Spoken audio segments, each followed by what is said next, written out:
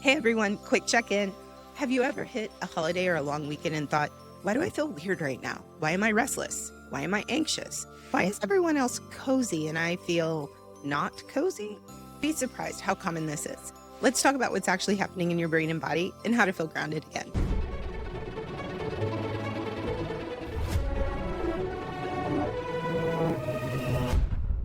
Okay, let's talk about the name for this. For a lot of people, the holidays are actually harder emotionally because nothing is structured. And listen, I love Christmas lights, peppermint, pine candle smells. But when the calendar suddenly goes from color-coded and predictable to good luck, soldier, your nervous system goes, wait, who's driving this ship? This is not a personal failure. It's actually neuroscience. Our bodies like rhythm, predictability, and cues that tell us what I'm supposed to be doing right now. And when those cues disappear, we can feel restless, heavy, sad, even kind of floaty or checked out. It's totally normal, but it's also totally fixable.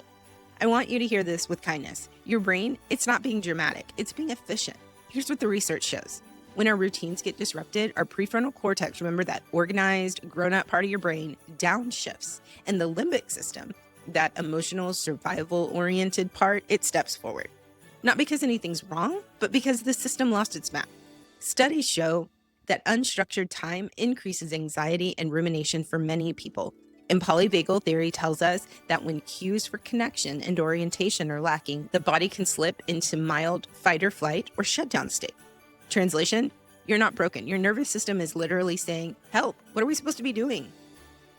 Here's something pretty beautiful. God designed us for rhythm. Think Genesis. Creation moves in rhythm. The church year, rhythm. Prayer life, rhythm. The human body, 24-hour rhythm. So when you feel thrown off by a lack of structure, it's actually a sign that your design is good. You're not weak for needing rhythm. You're human. As Viktor Frankl would say, when we can't change the situation, we're challenged to change ourselves. And in this case, it means gently rebuilding a sense of orientation so your body can settle again. Some of us thrive on predictability. Some of us need external structure to feel grounded. And some of us have ADHD brains that unravel like yarns without boundaries. And some of us, Catholic moms, caregivers, achievers, live with so much busy that stillness feels like withdrawal. There's research on this too. A 2021 study found that people with high responsibility loads often experience dysphoria when the brain slams on the brakes after prolonged stress.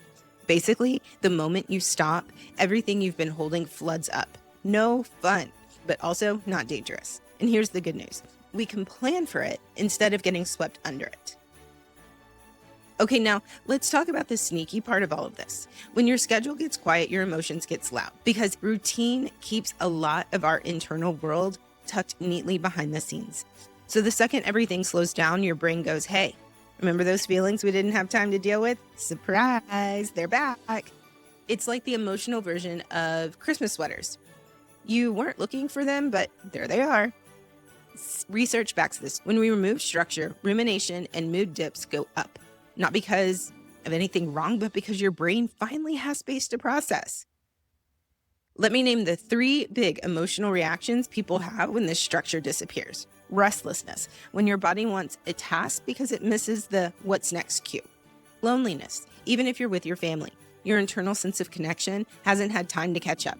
Sudden sadness, because quiet spaces are where grief and unmet needs whisper. This is not emotional regression. This is your nervous system adjusting to a new pace. You're not fragile, you're responsive. This is the part where attachment theory politely taps on the shoulder and says, hi, I've been here the whole time. When routines shift, our attachment patterns often surface, especially during holidays with family. If you lean anxious, you might feel lonely, clingy, restless, or afraid of disappointing someone. If you lean avoidant, you might suddenly want to alphabetize the spice cabinet instead of making small talk. Not that alphabetizing the spice cabinet is wrong by any means. If you lean disorganized, you might feel emotionally scrambled, like your brain keeps switching tabs without warning. None of this means something's wrong with you. It means your emotional GPS is trying to recalibrate without the normal landmarks. Okay, this is my favorite part because Viktor Frankl literally named the exact holiday feeling we're talking about right now. He called it Sunday Neurosis. Sounds dramatic. It's basically the emotional crash some people feel when the busyness stops and the silence reveals the inner void. The longing, the sadness, the questions, the unmet needs. And listen, holidays are just one very extended Sunday. Frankl wasn't saying you're sick. He was saying that you're human. Stillness exposes the heart. Maybe instead of thinking about it as a problem, we could think about it as an invitation. Frankl has this line, and honestly, it hits harder than Hallmark Christmas commercials. Many people suffer from the type of depression that arises when the rush of the busy week is over and the internal emptiness becomes evident. Yes, exactly that. The moment the noise stops, the truth inside gets louder, and holidays are full of those moments. Not because your life is bad, but because your heart wants meaning, not motion. Here's what the research makes even clearer. Studies from Marteleg and Steger and Park show that meaning, not happiness, is what stabilizes mood. Meaning reduces anxiety, reduces depression, increases resilience, and anchors the nervous system. Which means this season is not asking you for perfect emotions. It's asking you to ground yourself in what matters, in the tiny sacred things that remind your heart who you are and whose you are. So here's a fascinating study, Ryan, Bernstein, and Brown, that basically says weekends only boost mood if you feel autonomy, connection, and purpose. If those things drop, your mood drops too. And guess what the holidays often take away? Autonomy, because suddenly everybody's schedule changes. Connection, because you're around people but not necessarily with them. Purpose, because you don't know what to do next. Your mood isn't crashing, your pillars are shifting. This is your polyvagal theory moment. Your vagus nerve, the nerve that tells your body it can relax, loves predictable, safe cues like morning rituals, warm drinks, slow exhale breathing, gentle movement, consistent sleep-wake, interacting with one safe person. When holiday chaos takes these away, your body quietly freaks out. It's not dramatic, it's biology. Okay, so what does help? Every therapy model, CBT, ACT, behavioral activation, polyvagal, interpersonal neurobiology, they all agree you need 6 things. Your day needs a little movement, a little sunlight, a little connection, a small accomplishment, one pleasure moment, one spiritual grounding cue. Think of this like the emotional my plate for your brain.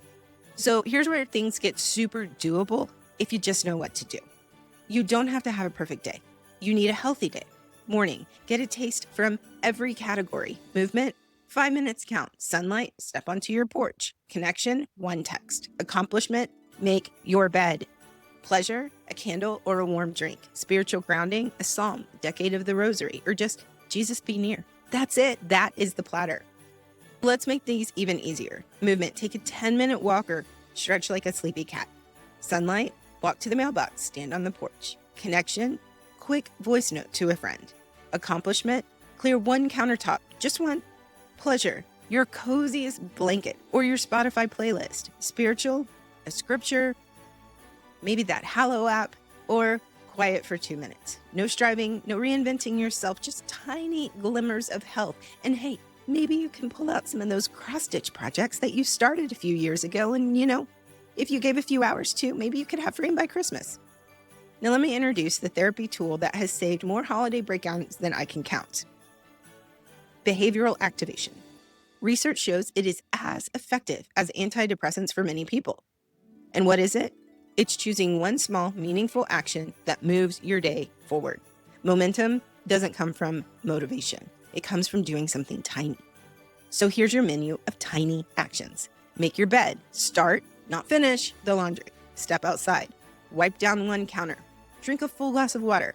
Text 1 human being. Light a candle. Read 1 psalm. If you do 1 thing, you interrupt a spiral. So let's think about building your holiday rhythm. Here's a rhythm that works best for most people. Choose 1 from each category each day. A morning anchor, connection moment, small task, pleasure moment, small grounding ritual. Don't do 10 things, do 1. This is about rhythm, not achievement. Here are some easy plug-and-play rhythms. Morning anchor, tea and scripture. Connection, send a voice note. Tidy 1 space. Pleasure, fuzzy socks into candles. Spiritual, Jesus be near prayer. That's enough to change the whole trajectory of the day. Okay, so this next tool is the one I give many of my clients, and honestly, it works like magic in the holiday season chaos. It's called the 10-minute sit. Here's how it goes. You sit down, step 1, and sometimes that alone takes courage. Then you put 1 hand on your chest and 1 on your stomach, somewhere grounding. You breathe. Inhale for 6, hold for 7, exhale for 8. You notice what you're feeling without trying to fix it. And then you say this to yourself. And please don't skip this. I can feel this and still be safe. That one sentence rewires your whole system from threat mode back into presence. 10 minutes, that's all. Now, what if you don't have 10 minutes because the toddler's crying, the potatoes are burning, and everyone's yelling, Mom, for the 47th time? That's when you do the 3-minute rescue. Minute 1, sensory reset. Warm water, sunlight, something grounding. Minute 2, grounding. Feet on the floor. Name 3 things you see. Minute 3, breath. Inhale for 6, hold for 7, out for 8. This interrupts the stress signal fast. It brings your brain back online so you can think again. And honestly, most of us need this more than we need a full mental makeover. Let me pause and say this very, very clearly, because Catholic women in particular carry this deep fear. You are not failing. If the holidays make you anxious or sad, you're not failing spiritually. You're not ungrateful. You're not doing Advent wrong. Your nervous system is responding to disrupted rhythms, old emotional patterns, expectations, and memories. This, my friend, is human. And God meets us in the truth of what you feel, not the performance of what you think you're supposed to feel. Here's the part I love bringing into the conversation. Rest is not an emotion. Rest is relationship.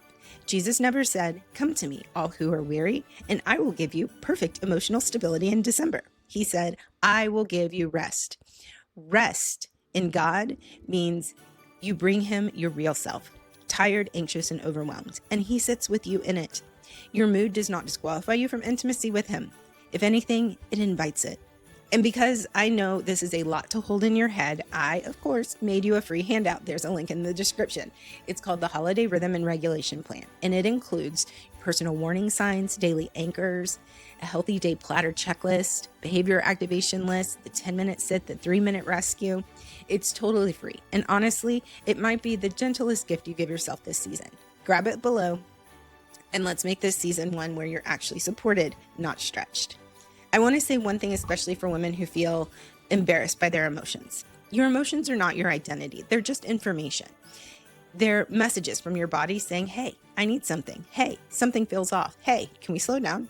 You're not too sensitive. You're not overreacting. You're actually paying attention, and that is emotional maturity. Let's be practical. You will have a low day at some point during the holidays. That does not mean anything's wrong. It means you are alive. If it continues longer than the holidays, if it feels out of balance from what you've experienced before, then maybe it's time to check in with a professional. If it gets particularly dark, it's definitely time to check in with a professional. However, if it's just a low point or a low day here and there, instead of bracing against it, let's plan for it. Have a calming playlist ready. Know your 3-minute rescue. Have one friend you can text. Pre-decide one easy meal and keep your anchors simple. This isn't anticipating failure. It's just supporting your humanity. So before you click away, I want you to choose one tiny thing you can do today to steady your nervous system. Not 10, not a whole routine, not a life makeover, just one. Maybe it's make your bed, light a candle, step outside, drink some water, read a psalm, start your laundry, text a friend. Whatever it is, pick it. Say it out loud right now. This is your first anchor. Commit to doing it today. Being gentle with yourself during the holidays is not weakness or overindulgence. It's a strategy. Harshness activates the stress response even more. Gentleness activates your parasympathetic system, the part that helps you calm down, digest food, and actually enjoy your family. So the kinder you are to yourself, the more regulated you become. The more regulated become, the more present you can be. Gentleness is strength. Let me end with this. If this season feels weird or heavy or just off, you're not alone. It's not a failure. It's not a sign of spiritual deficiency. It doesn't mean you're broken. Your body is likely reacting to disrupted rhythms, increased memories, heightened expectations, and long stretches of emotional exposure. And with rhythm, meaning, and a little compassion, you can walk through this season with steadiness and grace. All right, friend, that is it for today. Thank you for hanging out with me and letting me speak into this tender space. Remember, you don't have to feel perfect to be loved by God. You don't have to have a perfect holiday to receive his peace. You just need small rhythms, tiny anchors, and a willingness to show up as your real self. And if you want help creating that daily rhythm, don't forget to grab your free holiday rhythm and regulation plan below. It's my gift to you. It's simple, it's calming, and it will meet you exactly where you are. I'm cheering for you, I'm praying for you, and you are doing so much better than you think. Remember, no matter how your holiday's going, there will always be room for you and those gnarly emotions on the Catholic couch.